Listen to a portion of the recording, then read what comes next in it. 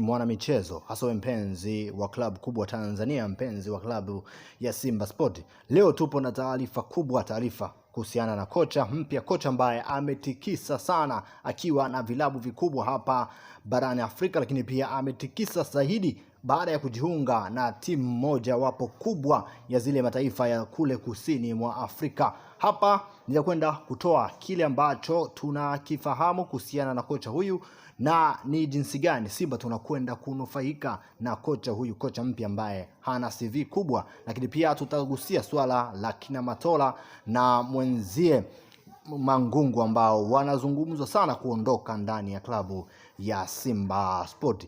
Kipi kinakwenda kumsaidia kocha huyu, hawa wakiwepo na hao wasipo kuhepo? Sasa mashabiki wa Simba Sport, hii ndio chaneli ya kwetu, tusahau kusubscribe. Ni Simba Fans na tujuhane unashabikia Simba kutokea maeneo gani, lakini pia usisahau kutuambia kwa ujumbe mfupi ni kitu gani unaweza ukakigusia kuhusiana na kocha huyu, ambapo nitamuelezea kwa kina. Lakini pia sakata la kina Mangungu nalo pia usisahau kuligusia, kwa sababu ni sakata muhimu sana kwa klabu kubwa kama hii ya Simba Sport. Sasa twende moja kwa moja kwa kile ambacho kilizungumzwa. Ahmed Ally pia alizungumza, na twende kwa kocha sasa mkuu ambaye anajiunga na klabu ya Simba Sport. Kama mambo yanakwenda sawa, ni kwamba kocha mkuu wa klabu ya Orlando Pirates, hapa namzungumzia Mzee Kola, huenda anakwenda kujiunga na klabu ya Simba moja kwa moja Januari, baada ya kutokuwa na maelewano mazuri na timu yake,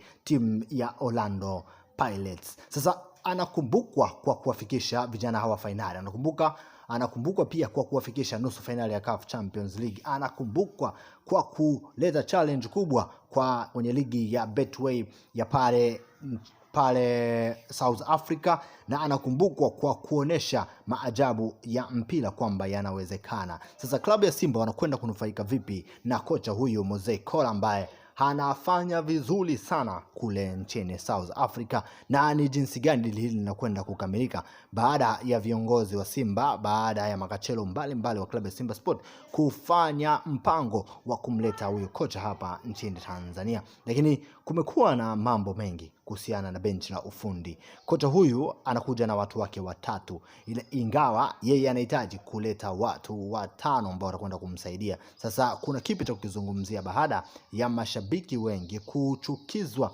na kile ambacho kinaendelea na Simba?